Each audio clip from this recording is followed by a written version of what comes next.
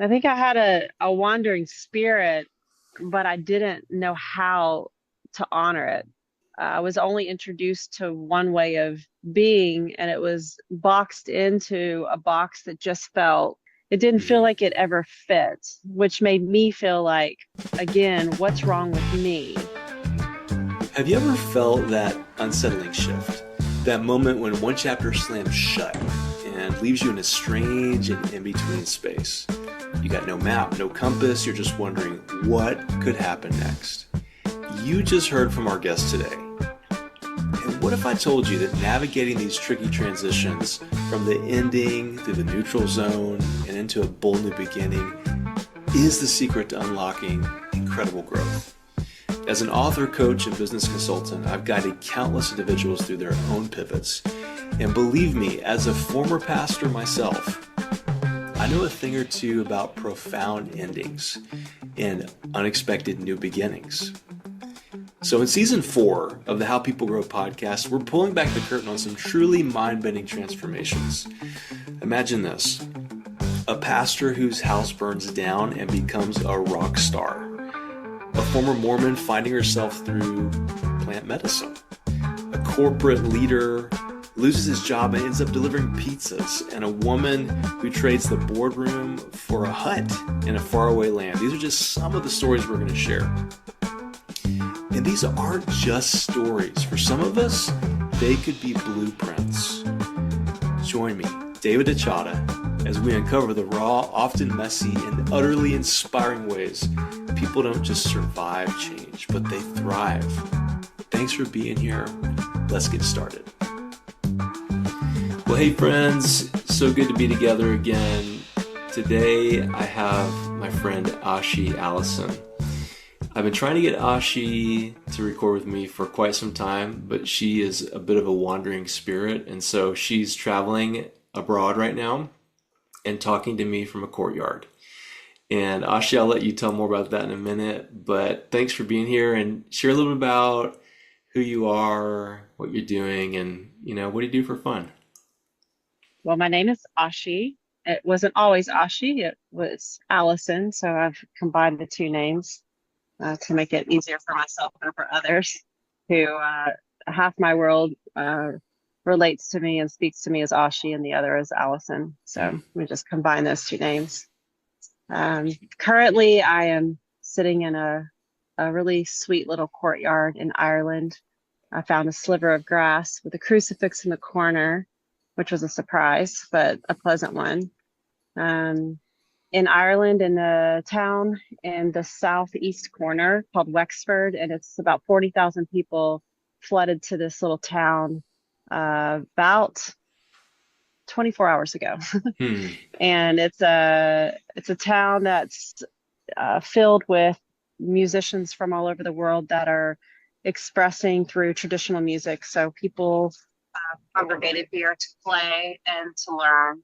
So currently, I signed myself up spontaneously for a week long of piano. So it's like accompaniment piano to hopefully learn something about this traditional music. Hmm.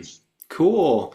Well, and I know that you're traveling right now on a kind of a little pilgrimage. But before you share about that, share a little bit about what kind of work you do in this world. And for our listeners, I'm going to ask Asha today to tell us some of her professional transition story since we're in a season on transitions. So let's start with where you're at now with the kind of work do you do. Tell us a little bit about that.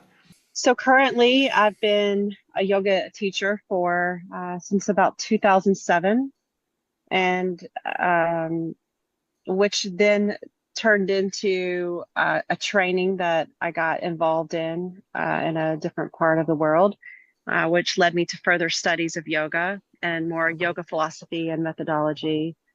And then I became very interested in sound. So I spent some time learning the instruments that called to me most around sound vibration, and spent a lot of time in Costa Rica doing what we called sound baths and sound journeys. facilitating them and also making sure that each week I participated as a receiver because I knew the importance of being under that particular frequency each week, especially when I was facilitating. I needed to be also experiencing. Mm. And when I'll kind of dive into this in a little bit more detail, but then when I went back to the States in the last 3 years, I have been working a lot with breath work, more in private. And then I taught a class for a while on breath work and movement, more somatic type movement.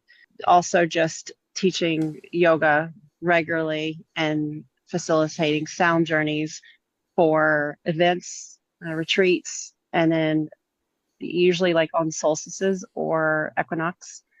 Would do that as well as my home studio. This is all so fascinating. It might be foreign to some listening, so I'll have you explain more about that in a minute. Um, but before I go back to how you got to this point, I thought I might ask at the end, but I think I'll just ask now. You're on a bit of a transition journey right now, so maybe briefly, and we'll come back to it later. Why are you traveling right now in Scotland? I'm in Ireland. You're in Ireland. That's right. You're in I'm Ireland. in Yeah. Ireland. Yeah. Why are Yep. you traveling? I have been feeling for the last probably 4 to 6 months a bit of a pull and urgency to travel with not an agenda, have it like a real blank space before me to let life really unfold and to learn what it is that I'm here to learn. Trying to not create any kind of recipe or agenda. This isn't about efforting to learn something in particular. It's really just opening to the mystery of each day. And what has happened in that space is you end up meeting someone or you see a sign or something just keeps directing you to another part of Ireland or uh, another like I've just signed up for a week long music course and that was completely spontaneous. um, I just needed to carve out some time for myself because there's a familiar itch that happens. And if I don't honor the itch, what I find is that I start to feel like I'm breaking down Mhm. mentally, emotionally, physically. Everything doesn't seem to be really flowing for me in a way that's natural. It Hmm. feels like I'm being not very authentic by keeping myself in a program longer than the expiration date that's at hand. And there's was an expiration date that came from what I was doing. In the way that I'm doing it, it doesn't mean that I'll never teach again or facilitate sound or breath or all of those things can be picked up in no time. But I needed to just leave it all behind so that I have empty space to see how each Hmm. day flows. Hmm. I love that. It to me, you're embodying the kind of behavior that you are hoping other people will also embody. You know, paying attention to their intuition, knowing when things need to change. I like what you said about being aware when something has an expiration date. Mm. And I'd like for you to take us back to when you weren't living like this as much and you were working in more of the business world. And, when we met some time ago, I learned your story and I wasn't thinking podcast at that point.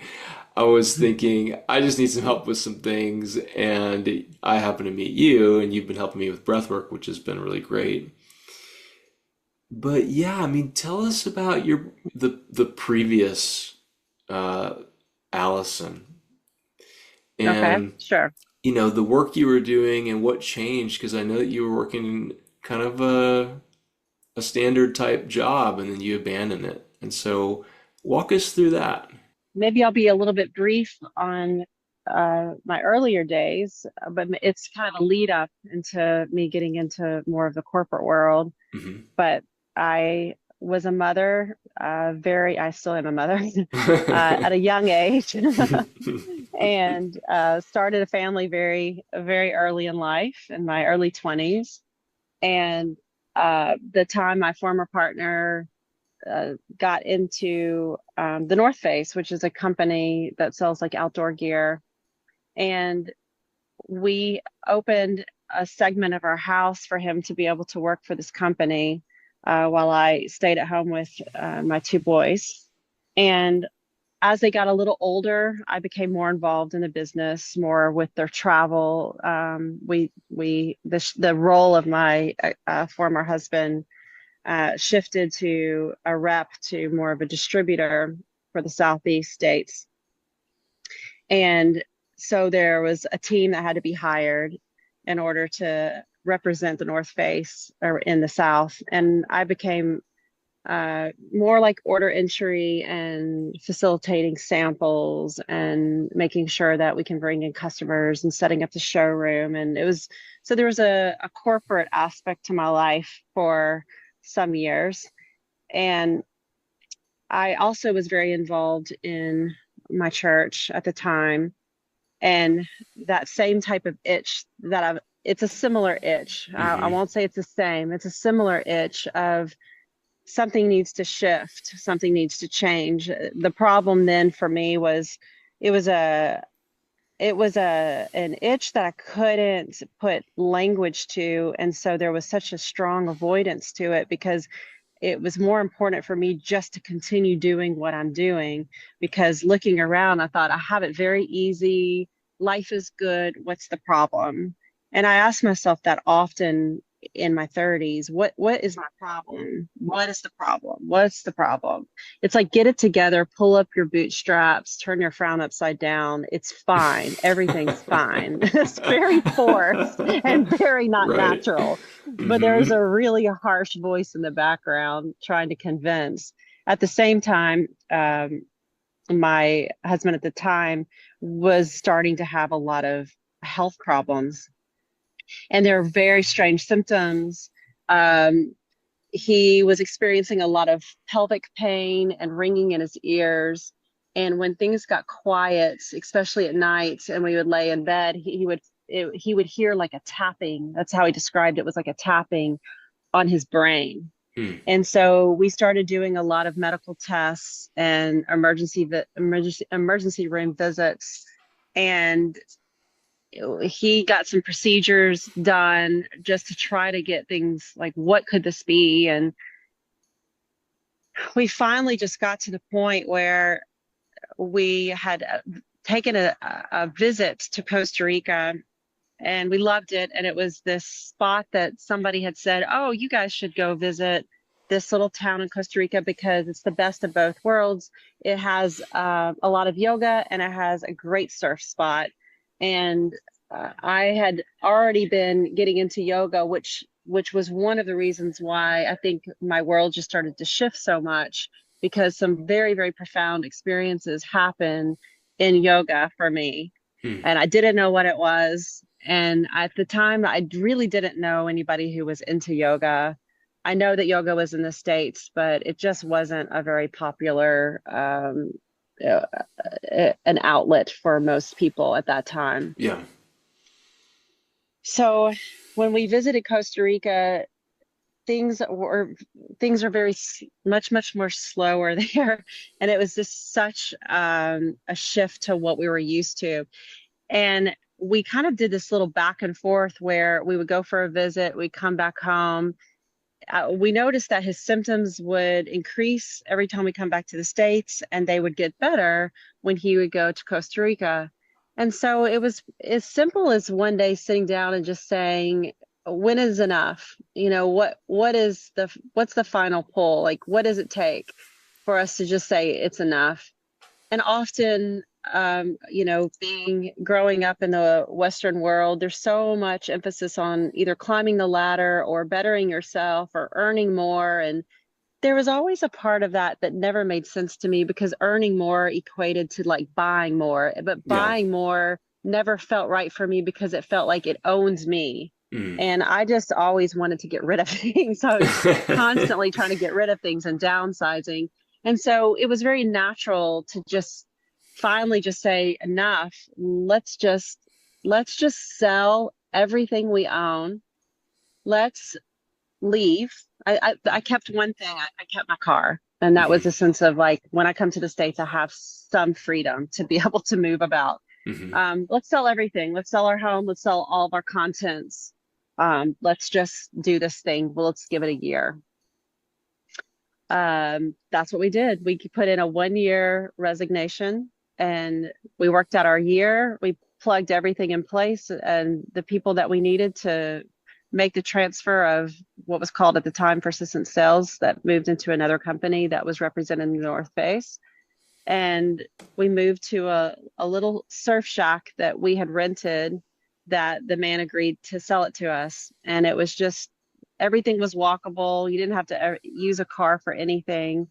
Um, and it was a super simple little surf shack. I described it well. Mm. It was open air, screens, Yeah. it just the most simple living ever. And um, we moved there, and within that year of being there, I had been teaching yoga, and so I really wanted to continue teaching, but was a little bit confused as to how to do it because there was an institute there that I had found. I knew about yoga classes, but I didn't realize there was actually a school there, and it was called the Nosara Yoga Institute, which is the name of the town that we moved to. Mm.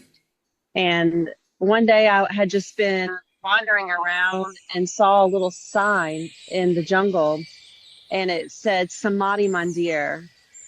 And it was a wooden sign and it had like a little symbol of a frog on it with an arrow. And so I just walked to this jungle, through this jungle path. And Samadhi Mandir took me to what looked like a little temple in the jungle. And I walked inside this little temple and it had like a Shiva sitting on an altar. There was a very particular smell. There was an incense that was always burning in that temple and a bell that they would ring every morning that had this institute. And then there was another sign and it said treetops. And so I followed the sign through the jungle and it's just beautiful fruit trees lining the path going all the way up into the tops of these trees. There was what they call a shala, which is a platform where the classes were being held. And so I was really intrigued by this facility and reached out or tried to figure out how I could start teaching at this place. I'm just wondering, as you're out there wandering, you're wandering around the jungle, Ashi. Uh, I mean, we can probably tell something about your personality just from how you introed yourself with what you're up to now. Were you always like that? Saying, I'm just going to wander and see where it leads me. I think I had a wandering spirit, but I didn't know how to honor it. Mm. And based off of a lot of my just the people that I was surrounded by and my own pull for God my whole life, I was only introduced to one way of being, and it was boxed into a box that just felt always not necess- not necessarily wrong. It just felt tight for me. It didn't feel Hmm. like it ever fit, which made me feel like, again, what's wrong with me? Hmm. Uh, I found myself, I found myself, I want to say feeling because it's a feeling of, I don't believe you. So when I would hear certain things in my church, that would come through is, I don't believe you. I don't believe the way, I don't feel soul here. Hmm. I don't, I feel like it's scripted and it lacks truth. Maybe there was truth in the message, and that's what I longed for, but there was always something that just pulled at me.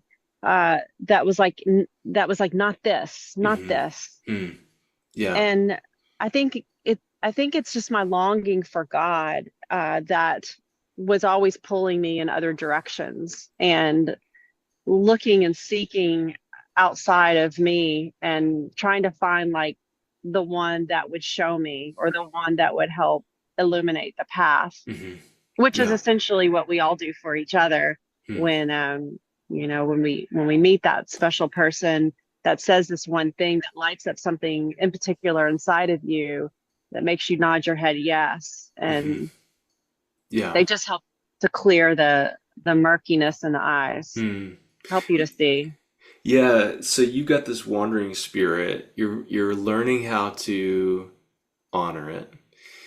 And I hope we can come back to that one because I think there's probably a lot of people listening who have a wandering spirit but don't know how to Mm. honor it.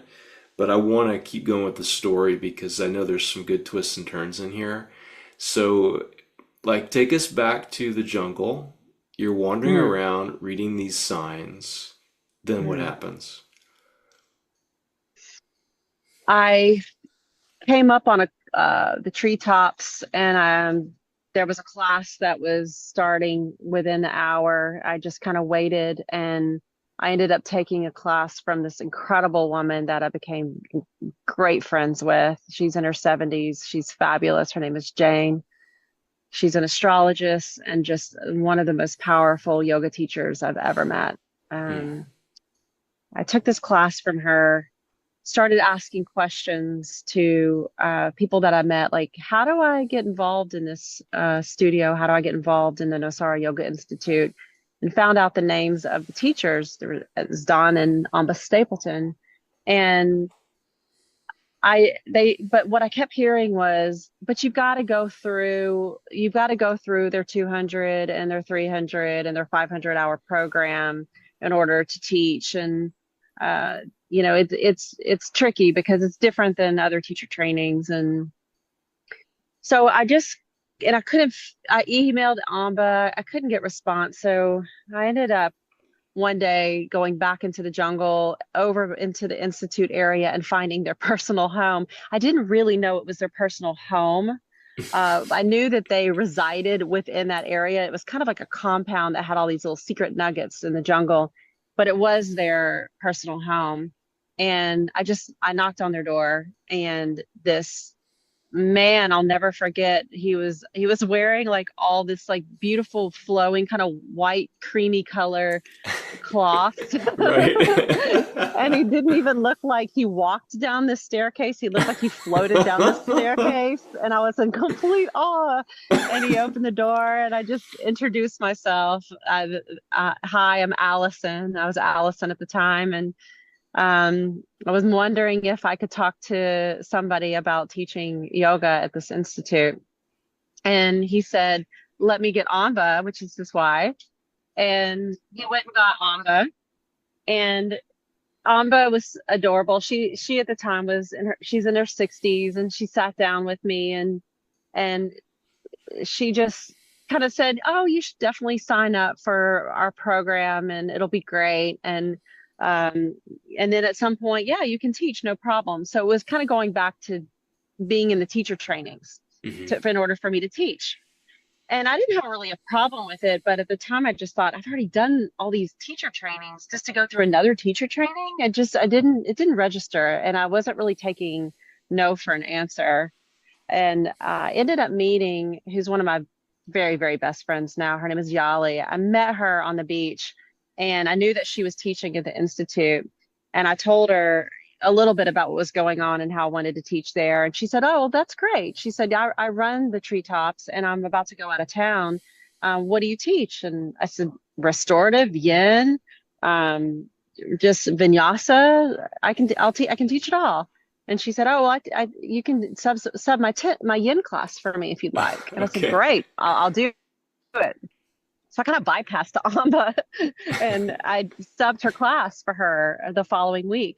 And the last day that I taught her class, Yali had either did this on purpose or maybe she just came back early from her trip, but she ended up taking my class. Mm. And she just was like, I love it. We got to put you on the schedule.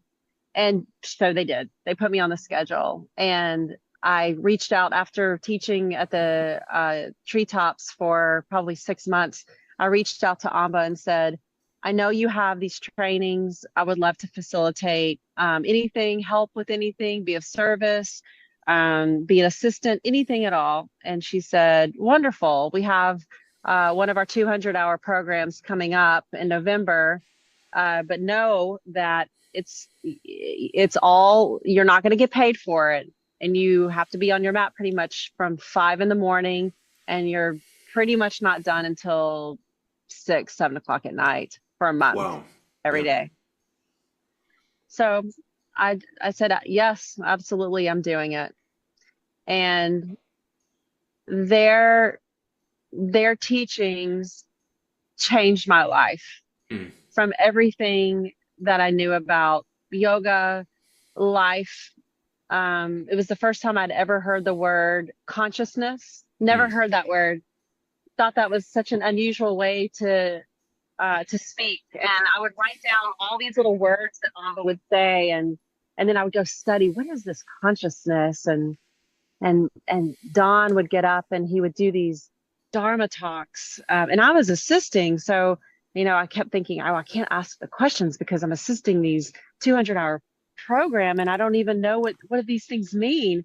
And when he spoke about the witness, and that there were these layers of the body, and it wasn't just the physical body, but that we also had a breath body. We had what he called the prana body. And I was like, what's this prana?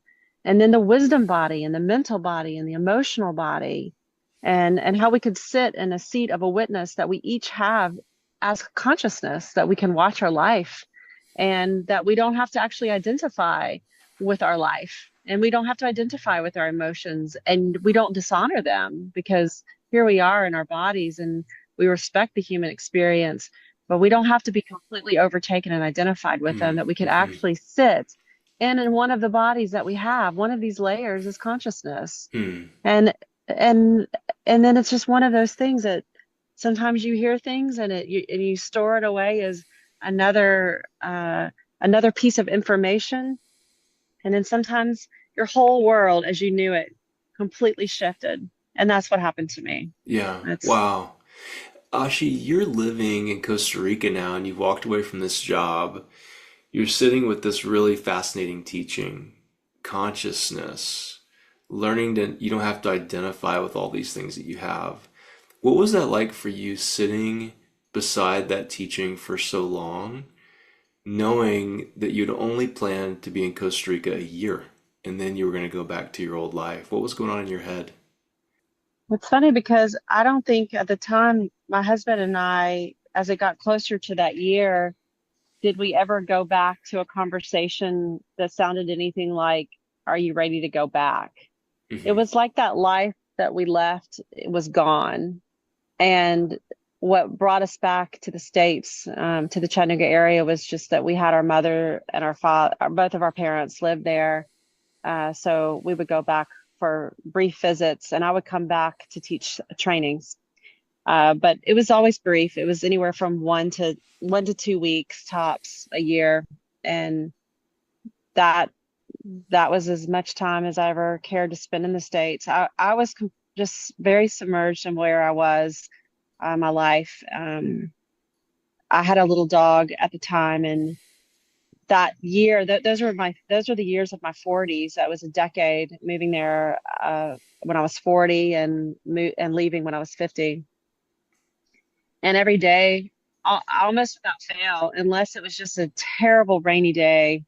But even rainy days, often I would do the same thing. I would take my dog out to the beach, where we would spend 3 to 4 hours out by these tide pools, where I did all my reading, my writing, curriculum. It was a massive year for me of downloads, of teachings, and openings. I was so thirsty, I couldn't get enough. I couldn't wait for that solitude time to just sit by these tide pools. I would just park myself. I'd get a sarong and get all the things that I needed for the day, just my water, my food that I needed. My dog was always happy because he always played with these like little fish in the tide pools. And then I just would write, and poetry came out, and It was such an opening for me. Mm, Not to say that there weren't there's lots of hard times in that decade, but it was just a real turning point in my life. And there was no going back to anything. I could go back to the same town, I could live in the same town, I could go back to the States, but nothing about me felt the same anymore. And trying to go back and to have the same type conversations, or to live in the same way, or to do the same things, or to eat the same things, nothing felt like they fit anymore. mm. It was like trying to force myself in a pair of jeans that when I was like 15 years old, like I had completely outgrown Right. that way of living. It was Hmm. not wrong in any way, but there was progression and evolution to where Hmm. what I was becoming, Mm. what I was ready for. Yeah. Yeah. You mentioned, Ashi, a lot of terms that are probably unfamiliar to some people. You talked about Dharma. You talked about breath body, prana body, and there's been others, but there's just, of course, not time to unpack every one of these. But maybe would you pick some of these terms that became really significant for you and how you Sure. began to understand them and just use those terms as a way to describe for us what was happening inside of you during this transition time that these words sort of helped you understand? Sure. So what it would look like for the trainings with that I was assisting is there in the mornings we would have our satsang or our sangha time. And um, well, let me go back. Let me actually throw in another word. Okay. Sadhana was our morning practice. So sadhana was a spiritual practice, and that can be anything. So sometimes the word spiritual can kind of like rub people the wrong way. It can be reading your Bible. That could be gazing. That could be meditation. It's setting just a little chunk of time for you to set your morning aside so that you put your focus. And since it's my podcast for today, I'm going to say the word God because that's the word that resonates for me. And I've tried Hmm. other words. I've tried the word source or tried other words, and that doesn't resonate for me. God does. So I'm Hmm. going to say God in this podcast. And that's a time with for me and God. Hmm. And that's what a sadhana practice is. However, that looks for for you, but it's a 2 hour practice, and that usually involved no talking. So what we would do is we would wake up in the morning and I'm going to really break it down for you, but we would tongue scrape. We would scrape the tongue, and usually with like a copper tongue scraper. Hmm. They're everywhere. We would drink hot water with lemon in it, and that would just alkaline the body. We would do some pulling with coconut oil in our mouth, and there would be no food, no eating, and we would submerge our bodies in the ocean like a baptism to start fresh and new every morning. And then we would get on our mat very early, and dawn would ring the bell, which would signify everyone, this is time. This is our time to be on our mats, and we would be in seated meditation. And there would always be um, candles lit on the altar. The altar always had Shiva on the altar, and Shiva was a really important part of this particular temple that that symbolized really the destruction and the breakdown in part of the cycle of the birth and the maintainer and then the death. And we see that in nature. We see that everywhere. We see it Hmm. with our loved ones. It's kind of undeniable, right? And it has different names. So, and there was always an incense. The same incense was always lit 3 to 5 times a day. So you would always, it was like that was a remembrance.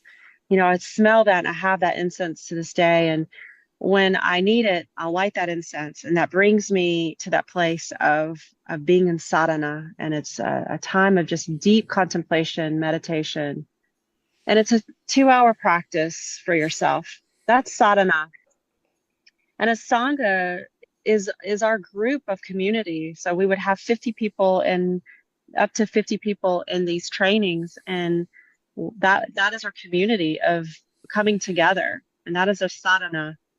And a sangha is usually like a little bit more formal, where sometimes you break into smaller groups and you create like we would have these individual sanghas that we would have, and we would meet together and we do check-ins with each other, and we do what's called co-listen and say backs with each other, and we reflect back to each other what we heard each other say without any filtering or changing each other's words, no advice giving, but just simply a reflection to help us tap into our own inner wisdom that we all embody.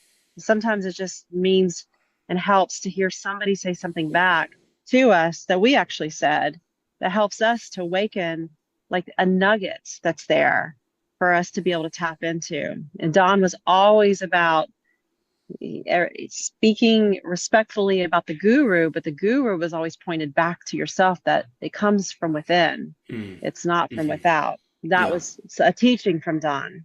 I Mm. think that it's both. I Mm. think for me, it's both. It's Yeah. in there, but I have these beautiful people in my life when when I fall into forgetting, into the state of forgetting. I have people in my life that help me to remember. Mm. Mm. Yeah, so interesting to imagine this kind of spacious place. I mean, it's hard work, no doubt. You're on a mat for so much of your day, but still you've got the spacious place. You've got, time to think and write and be quiet. And there's a there's a book maybe we've talked about. You mentioned the concept of Dharma, and I remember I read this book a couple years ago by a guy named Stephen Cope. Have you seen this? Yeah. Called The Great Work of Your Life? Yeah, one of the best Yeah. out there. Yeah, and what occurred to me as he talked about Dharma, which is this idea of your calling, your life's calling, is how many people we think of as profound or great really had to go through this time of, hard times or what looked like insignificance or dying even. But they needed that time to sort of reflect, grow, change, retool. And as you look at these years in Costa Rica, 10 years in Costa Rica? Hmm. Yeah. Yeah. Yeah. How do Yeah. you see that ended up shaping your own dharma or your own perceived what seems like a calling in this world? I think what happened for me is when I would sit under what was called Dharma talks by Don and Amba. And this was usually spiritual talks that incorporated anything from the methodology of yoga to yoga sutras, um, reading holy texts, learning about what they call the koshas, which are the layers in the bodies that we all have. Um, and when you had mentioned earlier about like what's prana, prana is considered one of the bodies that we all have, which is it's the breath body. We all can tap into the breath body. We all know that, oh yes, I breathe. I don't even have to think about it, but my body breathes me. My soul is somehow inhabited into this form, and it's moving about through the breath. Every Mm, When you do asana practice, which is the physical part of yoga, we put our bodies in these positions. But we don't just, then this is one of the reasons why a lot of yoga doesn't resonate with me, because these really rushed, super hot classes, I can't even find my breath. I'm moving so quickly that by the time I get into a posture, I want to like have the body and the breath become companions and not work against each other. But there's a sweet dance that happens that gets skipped over when you get into a position because as you just move into sensation instead of the thinking mind, then you can use your breath to stay really focused on the sensation, and so much begins to open up. So many things start to move. Hmm. It has very little to do with exercise for me at all. Hmm. I can get exercise many other ways, but to take an entire hour, and just spend an hour on your mat, moving your body in specific ways, holding it long enough to feel the sensation, to move my awareness to the sensation, where the mind goes. This is something Amba drilled into us over and over. Wherever the mind goes, prana flows, Hmm. which means, in the simplest terms ever, whatever you put your mind on, whatever you think about, whatever you put your focus on, it will grow. It gets bigger. So use your breath so that you enhance this area of whatever your focus is on, which then is like, wow, that's fascinating. Isn't that interesting? Which is another beautiful mantra. Hmm. Isn't that interesting? Yeah. Because here we are, just being able to move our attention to other areas, not in a way of suppression, but we actually have the ability as humans to say, I don't need to actually focus on that particular story, because that story, that narrative is creating a specific sensation in my body. It doesn't feel good. I don't really need to go down that narrative. This is just the ego, once again, making an attempt.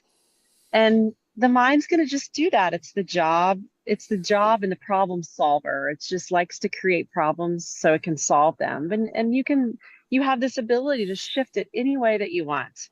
And I often will find myself in thought patterns, and they're cycles, and they're habitual. And I have to just, in the most compassionate way, just say, Ashi, this is that particular thought again. And then I just move my attention to something else, Hmm. anything else. Hmm. Yeah. Yeah. I love that. You've helped me with that. And our listeners, I've alluded to Ashi a little bit in a previous episode about how she's helped me with breath work.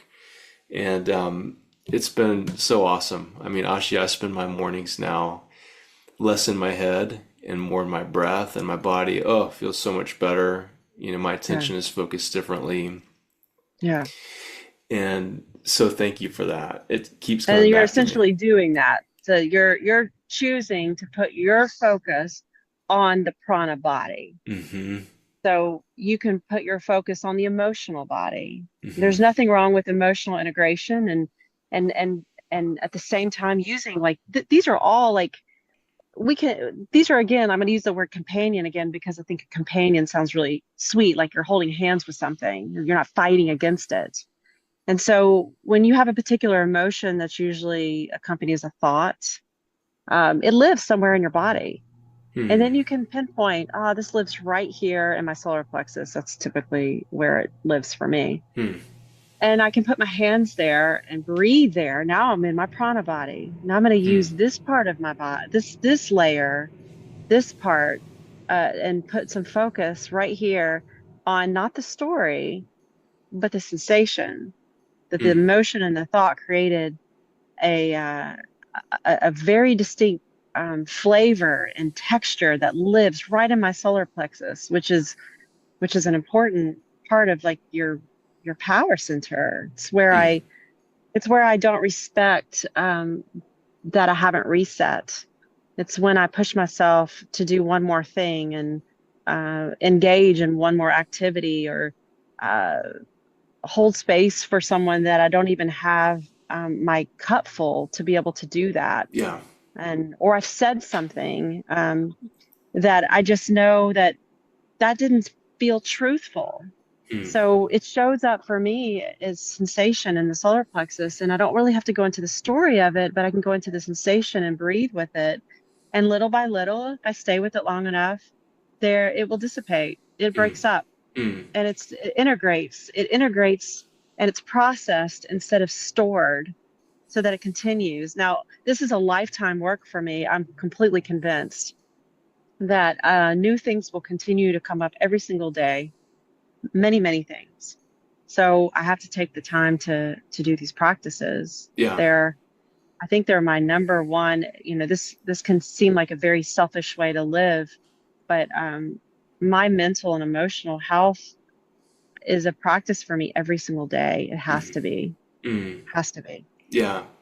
Yeah, I think you're touching on something that probably a lot of people can identify with is pushing yourself beyond where you should be, putting your energy or your attention. A lot of us Yeah. have, these sensations in our bodies that we ignore. They're perceived as like an inconvenience. Oh no, that's slowing me down. Power through it, press through it, that kind of stuff. Mm. And I did that, for years, and it got me a lot of chest pain, which was my issue. I've had to work through. What would you say some of the signs are that people ought to be paying attention to, that maybe they are lingering in a place where they shouldn't be lingering in their work or in their time and their thoughts? What do you think? Yeah. Well, I think a good example that I'll use for myself is that um, I was on antidepressants during my 30s, and I was told that I needed to treat my anxiety and depression like diabetes, and that if I didn't medicate myself, I got a list of things that was going to happen to me. And at the time, I was listening to medical doctors, uh, which I still would, given certain situations, but um, I don't I don't respond to those type of diagnoses anymore. Mm, I would if I needed to, but it's not. There's another way for me to live and operate. So by me leaving my life when I knew that it was time to change, and by Sabo leaving the corporate world, when we moved to Costa Rica, I got off antidepressants, and all his symptoms went away mm, one by one. mm. All his pelvic pain disappeared. No more tapping of the brain. No more ringing of the ears. It all Mm. went away. Wow.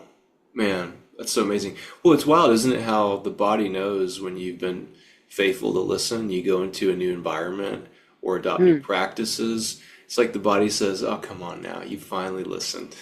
yeah. Yeah. Yeah. Thank you. Thank Yeah, you. Yes. right. So, Yes.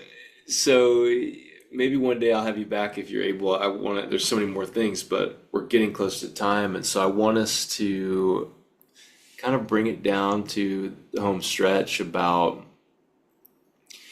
how when we get in these places where we're paying attention to our intuition, our body, our gut, all these parts of us, it frees us to maybe go do some things, feel some things, experience some things that we wouldn't normally. And you're doing that right now. And Mhm. in our very first episode of this season, I talked a bit about the Hindu concept of life stage development, and these four stages. And me and you talked about this before Mhm. you went to Ireland. So could you Mhm. share briefly from your perspective these stages of development and where you think you're at and how that's driving why you're doing what you're doing right now? Sure. There in the first 25 years of your life, uh, you're considered a student. So it's a time of consumption. It's a time of gathering information and learning. It's an important time, like who you're around, who you associate with. It will have a great influence on your life. And as you get closer to 25, there's just usually a shift somewhere between 25 and 50.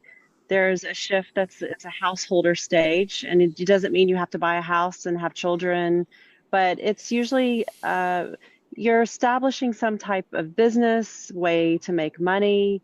Maybe you do have children, maybe you do buy a home, you settle in. Um, there's more of an output. So there's a lot of energy and pitta energy and fire energy during that stage. And slowly but surely, and none of these things are abrupt. This is all very gradual. And so somewhere around 50, you it's called Vanaprastha, and this is the stage that I'm in, and it literally means to go into the forest. And one of my dear friends and paragliding friends, and also teacher Balaram, he says it just basically means stop cutting your hair, stop cutting your nails, and go into the forest. And Love it. and I think we can kind of all, guess kind of like what that might mean, but it's all the things that you've accumulated and all of that energy that you put in, to make money, to figure out, what is the doing part of my life. Here I am, I'm the doer. And we just get to the point where we're burned out. Hmm. It's like starting another business at 50 is unless it would be something that would just be so ideal for, like just starting, like for me, I started with a friend, like a little apothecary, but we're like, we don't want to go big. We just want to make this simple and just make it for our friends, make it for us, put Yeah. some in the studio. We just want to work with plants and put our hands to soil. Nothing major. And, I know that not everyone has the ability to do these things, but we can start to look at our lives and set up our lives differently and get rid of things. And Mm. I purge all the time. I'm always purging. I'm always getting rid of something. Um, when as soon as I clean up my external world, my entire internal world gets calmer. So the less that I have, the more calm I feel. That happens. That's always happened for me. Mm. And so this is a time more of how can I be of service? Not, I don't need to nickel and dime. I don't need to continue trying to figure out ways to make big money. And I have zero interest in that. This is maybe some small energy exchanges, but it's mostly how do I serve? This is a great time to serve. Mm. And then you slowly move towards a time period. I think it's around 70, 75, called sannyas. And it's like a renunciation. It's a time of just, I think it's a real time of surrender. I don't like to say give it all up. I don't want to imply that you leave your family and go hide in a cave, because I think our elders are more important than ever. And and I know that um, our elders are not being treated in the way that they need to be treated. They're put away and discarded. We don't talk about death, and our elders are not speaking. They're not standing in their wisdom and sharing their wisdom. And we all feel that we need our wise teachers. And some of the ones that I've listened to for years, they are dying or they have died. Mm. So it's important for us to use this wind vayu called udana to find and to use our voice. It's incredibly important. I think this is why we step into what is my dharma, what lights me up and makes me excited. When I was Mm. hearing these teachings, I couldn't get enough. Every time Dawn would stop talking, I just wanted more. I was so hungry for it. Yeah. And I will just also add the shift in my life was my name change, which at first I thought was silly. And I was like, I'm not changing my name. But there was, uh, after all of the trainings, before I'd started assisting all of the programs, there was a name change, and it signified what they call Brahma, like the creation, the newness, something new.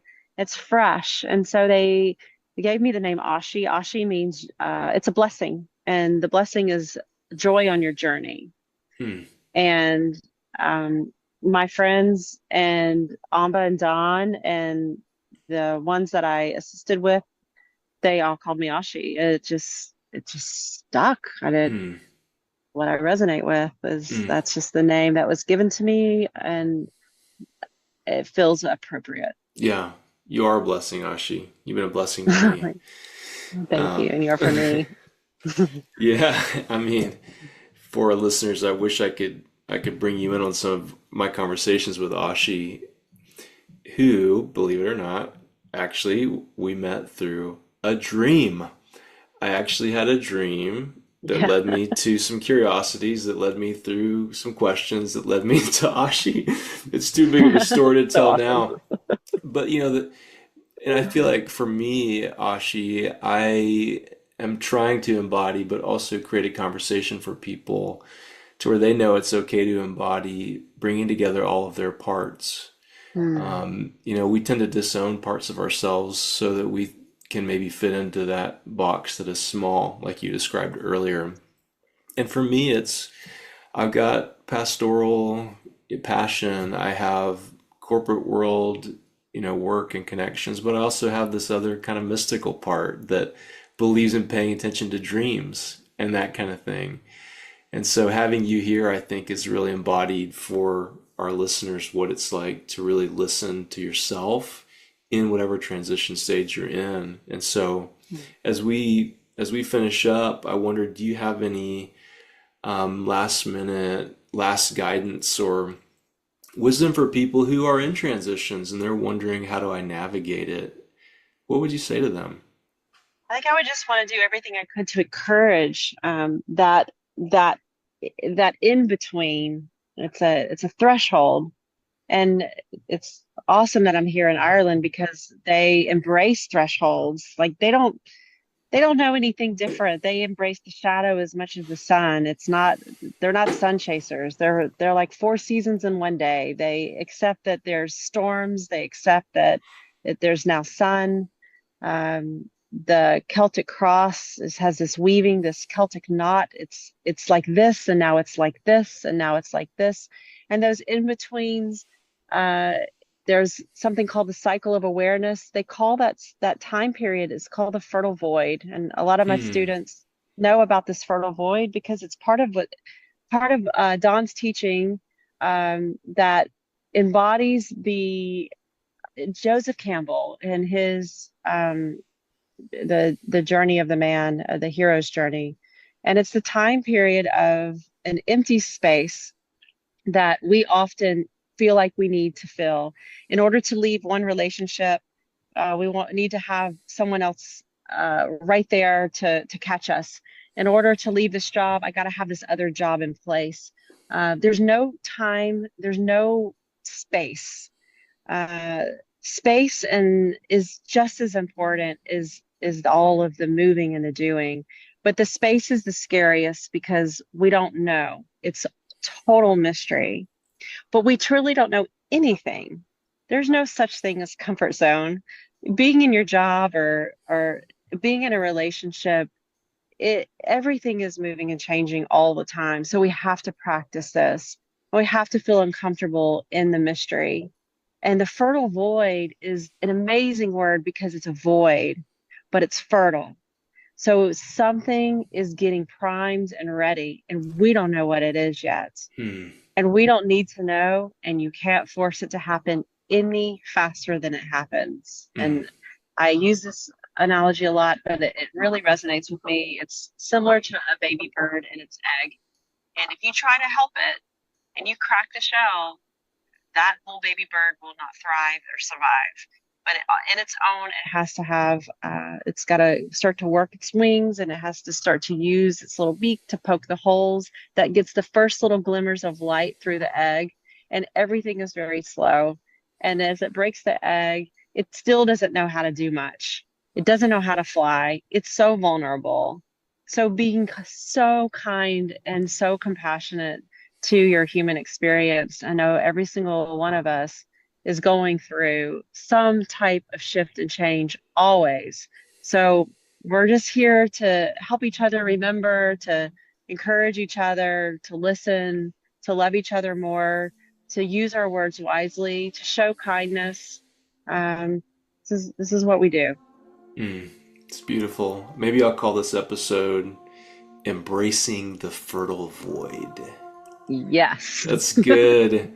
Ashi, thank you so much for being here. You're welcome. Well, Ashi, thank you for making the time to meet with me from a courtyard in Ireland. I know that for some of us, when we look at the void in front of us, it looks terrifying because it's just so unknown. And thank you for encouraging us to step in and see what's there into the fertile void. You're probably noticing as we're finishing up today, this is not our theme song from our podcast. This is actually a clip of a song that Ashi sent me shortly after we finished this. She was in a church, and this is a song, I believe it's in Gaelic, so I thought it'd be cool for us to end with that song. And if you have appreciated this podcast, you can support us at davidachata.substack.com. All the writing there is free, but just for $8 a month, you can get on a monthly conversation where we discuss some of these podcasts, some of the writing. As we're forming a community, the community is starting to submit things they want to talk about together. So if you'd like to jump in on that conversation, go over to Substack and find us there. Looking forward to being with you next week. We're going to shift gears, and I'm going to share with you the story of a colleague that I met recently who was a successful nonprofit leader, but through a series of twists and turns, found himself delivering pizza. So that's what's coming next time. You'll get to hear his story. Hope you come back soon. Bless you, each of you. Thanks for being here.